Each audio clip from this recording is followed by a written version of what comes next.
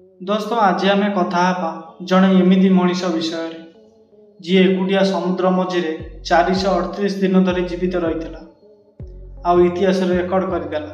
हाँ दर्शक बंधु, गोटे वर्षर भी अधिक उपरे खुला आकाश, चारिआड खामोश भयंकर समुद्र, ना कौटी समुद्रर कूल देखा मिलला ना किसी साहाय्य मिलला। बास केवल गोटे भांगी जाइथिबा जहाज आ चारिपटू भयंकर शब्द, मृत्युर छाया। से व्यक्ति जनक बास गोटे दिन माछ धरवाक जाइथिला समुद्र को, किंतु समुद्र ताकू 438 दिन धरी बंदी करी रखिदेला। ना खाइबाकू थिला, ना पीबाकू थिला, ना आश्रय पाई छात थिला, आ ना कौनसी मनीष।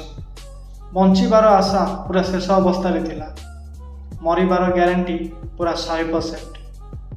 सही डंगारे मात्र 2 जण थिले। 4 मास भितर तांको भितरे जड़े आशा छाड़ीदेला, किंतु अन्य जनक मृत्यु सह संघर्ष करथिला आ जीवन सह बाजी लगाई पुणी फेरी आसथिला। दोस्तों ये व्यक्ति जनक एते दिन धरी निजको जीवित रखी पारला। आपण जानले आपण को भी आश्चर्य लागिबो। किंतु दोस्तों वीडियो को आरंभ करिया पूर्व चैनल को सब्सक्राइब कर दियंतु। तेबे चलंतु वीडियो को आरंभ करिबा। वर्ष थिला 2012, तारीख थिला 18 नवेम्बर। मैक्सिकोर दक्षिण दिगरे बास करुथिबा जण व्यक्ति छोटिया गाँटीए। से दिन परिस्थिति सकाळ शांत एवं पूरापूरी सामान्य थिला। सूर्य धीरे धीरे समुद्र आरपटर उदय होतुला आ समुद्र शांत देखा जाउतुला। जस आल्बरेंगा, बयस 36 वर्ष। मैक्सिकोर गोटे छोटिया गाँव में निजर 9 वर्षर झील सह बास करुले। सी आ तार साथी एजिकियल कर्दोवा, जार बयस मात्र 22 वर्ष।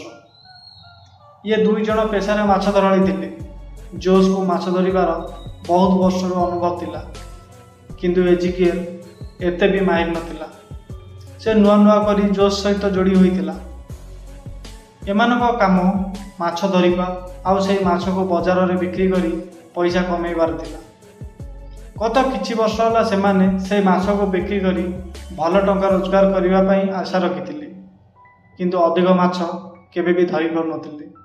सेति पई सेमाने एथरा चिंता कले कि आउ टिके दूर समुद्र भितर को जिबे, जो जगह रे बड़ आकार माछ देखिबा को मिलुथिला आ सेही माछ को भल दाम रे बिक्री होई परिबो। तांकर इरादा केवल गोटे दिन जीवार थिला, किंतु जेबे जस यात्रा पाई प्रस्तुत हैला तो सही क्षणी जन अनुभवी माछ धराली अटकाई थिला। आज जाओनी कारण समुद्रर परिस्थिति सामान्य भली लागुनी। किंतु जस सही माछवाड़ी कथा को हल्का रे नेला आ कहला आमे बास किछि समय भीतर फेरी आसीबु, जल्दी धरिबु, जल्दी बिकिबु, जल्दी कमेइबु। तापर जोश एवं एजिकियल बाहरी पड़े निजर छोटिया 7 मीटर वाला डंगारे, जो केवल गोटे सिंगल इंजिन थिला, गोटे छोट रेडियो, बरफ, किछि माछ एवं रखिबा पाई किछि बॉक्स आउ किछि परिमाण रे खाद्य थिला। सेमानकर एक्चुअली लक्ष्य थिला समुद्र भीतर लगभग 120 किलोमीटर दूर पर्यंत जीवा पाई। 2 जण को अंदाज नथिला कि यही दूरता तांको 438 दिन पर्यंत मृत्यु एवं जीवंत रहिबार परिस्थिति बहुत मजबूर करदेव। आरंभ तो सब ठीक थिला, माछ माने भल पड़ुथिले।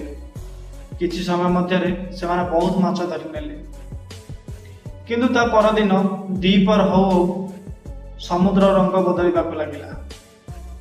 आकाश कला पड़ीगला, समुद्र ढेउ उंचा हवा को लागिला, पवन बहुत जोर रे बहिबा को लागिला। तापर आरंभ होला गोटे भयंकर तूफान। एमिति ये तूफान लगातार 2 दिन पर्यंत लगी रहिला आ से 2 जनकर भाग्य बदलाई रखिदेला।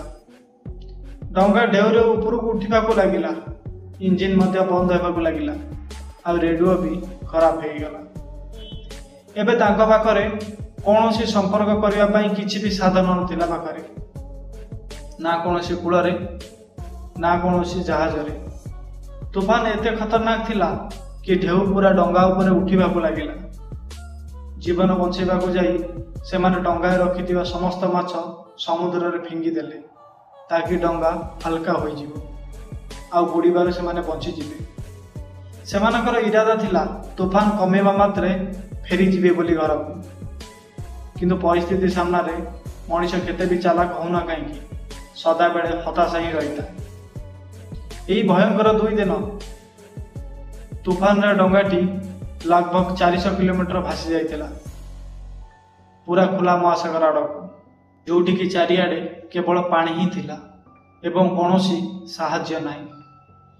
तूफान सरीजिबा परे समुद्र तो शांत हो गला, किंतु सेमानक पई असल परिस्थिति एबेटू आरंभ हो गला, कारण खाद्य खत्म हो जाइतिला, पीवा पाई पानी भी नथिला, केवल वर्षा पानी आवश्यक पड़ुथिला, केबे हाथ तो केबे डंगार थिबा किछि कोणरे।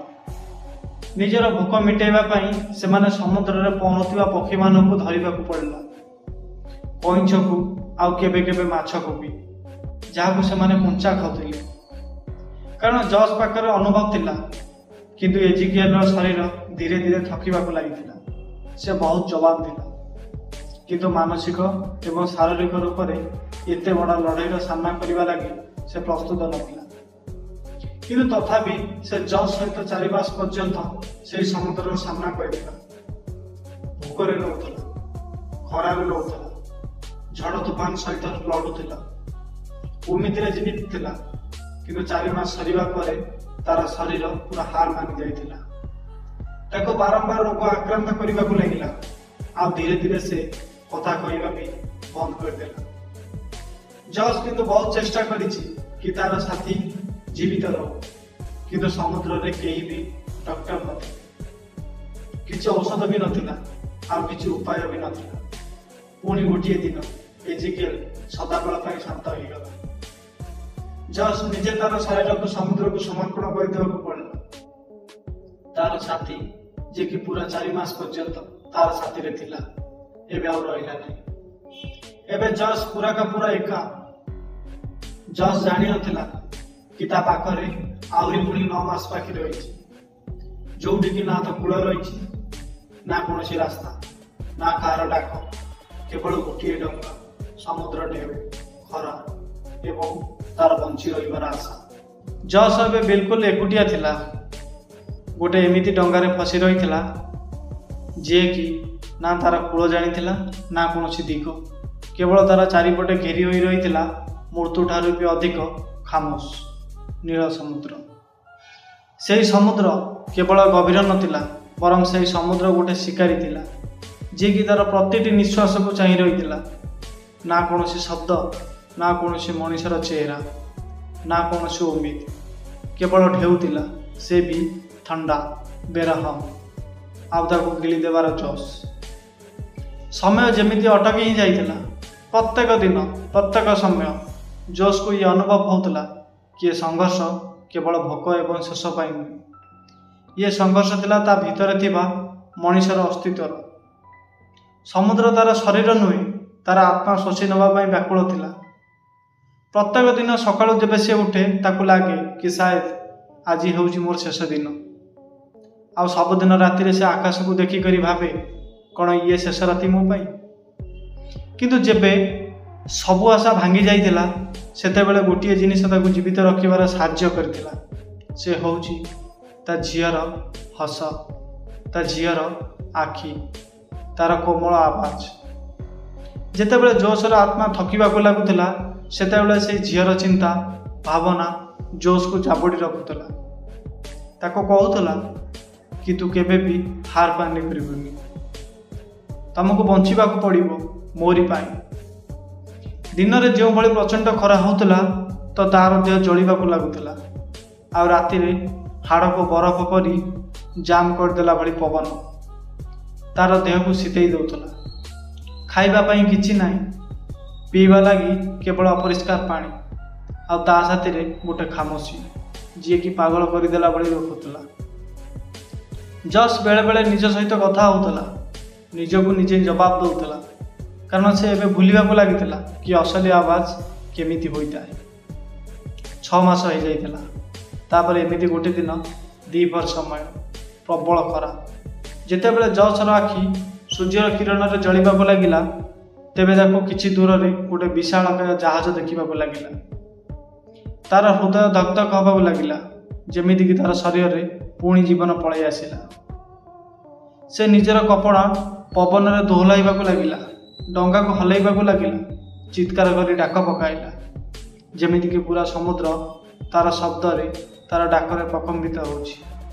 किंतु वास्तव रे परिस्थिति बहुत भयंकर थिला जेति कि समुद्र। किंतु जहाजटी बिल्कुल देखि पारला नाही। तार छोटिया डंगा से नील सागर रे सेमिति गोटे क्षुद्र सदृश्य करिथिला। किछि मिनिट भितर से जहाज कुआडे पळै गला आ ता साथी रे नै गला जॉसर शेष अपेक्षा। जॉस एबे जणे भांगी गला परि व्यक्तिटिए थिला, एमिति व्यक्ति जे कि प्रश्न पर प्रश्न करि चलथिला निजको। कौन मु आउ केबे काहाकू देखि पारिबि? से आकाश को देखुथिला किंतु केवल चारिआडे सन्नाटा ही थिला, पूरा सुनसान। केवल समुद्र ढेउर सेई रोम टांकुरिला परि शब्द। एमिति 11 मास बीतीगला। एबे तार डंगा लगभग 8000 किलोमीटर दूर अज्ञात महासागर घूरी बुलुथिला। से समुद्र जे कि दुनियार नक्शारे देखिबाको भी सहजरे मिलिबा मुश्किल। आउ जॉस जार चेहरा एबे देखिबाको बिल्कुल भी भयानक थिला। तार आखि दुईटी भितर को पशि जाइथिला, गाल दुईटी सुखी जाइथिला, ओठ फाटी जाइथिला, आउ शरीर जेमिति लागुथिला नियारे जळि जाइछि। किंतु जॉस एबे मनीष ही केउ नथिला।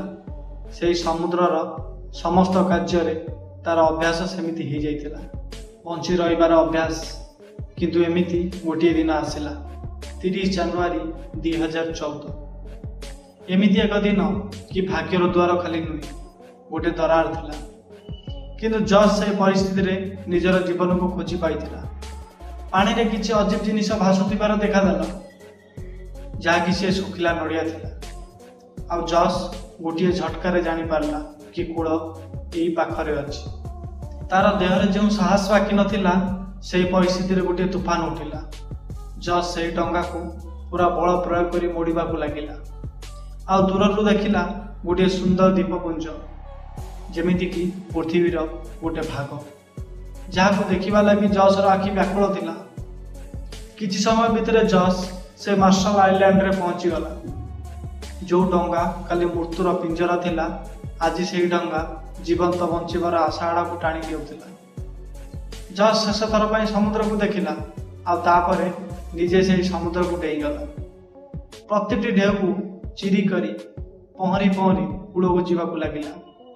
आ जेबे से कूल रे पहुंचिला तो सेठी से तले पड़ी गला। खाली पादरे सुखी जाइतिबा आखि थरी थरी जेमिति कि से निजर पुनर्जन्मर प्रमाण थिला। पाखरे थिबा सेठाकार लोक दौड़ी आसिले, आ सेमानक आखिरे भी डर थिला। आ प्रश्न कि ये किए, कोठू आसी? जॉस को हॉस्पिटल नहीं गले। तार ओजन 60 केजी रु 38 केजी हो जाइथिला। पूरा शरीर मांसपेशी सुखी जाइथिला। आ शरीर तो नुह जेमिति कि खाली हाड़ दोषुथिला। किंतु ये केवल एतिकी ट्रिटमेंट नथिला, ये प्रमाण थिला से मनीषर जे कि 438 दिन धरी समुद्र महासागर भितर रे खरा वर्षा लुह सबको पार करदेला। आ प्रमाण भी करदेला कि जेबे मनीष बंचिबा पई प्रतिज्ञा दे जाए तो समुद्र भी ता आगे झुकी जाए। जदि आपण जज जगह थाते तो कौन आपण भी 438 दिन पर्यंत से नरकर लड़ाई करि पारथांते? कौन आपण भी बंची फेरी आसबार साहस एकाठी कर पारथांते? जहाँ भी हो, ये तो ठीक है कि जेबे मनीष भांगी गला पर भी साहस को केबे छाड़ेनि, तो सेमिति मनीष पाखर मृत्यु भी रास्ता बदलाई देता है। धन्यवाद दर्शक बंधु, आपण माने ये वीडियो को शेष पर्यंत देखिबा पाई। जदि आपण को कहानी किसी अनुभव होता है ताले वीडियो को निज सांगसाथी मानक शेयर करूँ। आ चैनल को सब्सक्राइब करने को बिल्कुल भी भूलु ना, कारण आम पुणी देखा आमती एक भयंकर रोमटा बुला भली कहानी। से समय धन्यवाद। धन्यवाद दर्शक।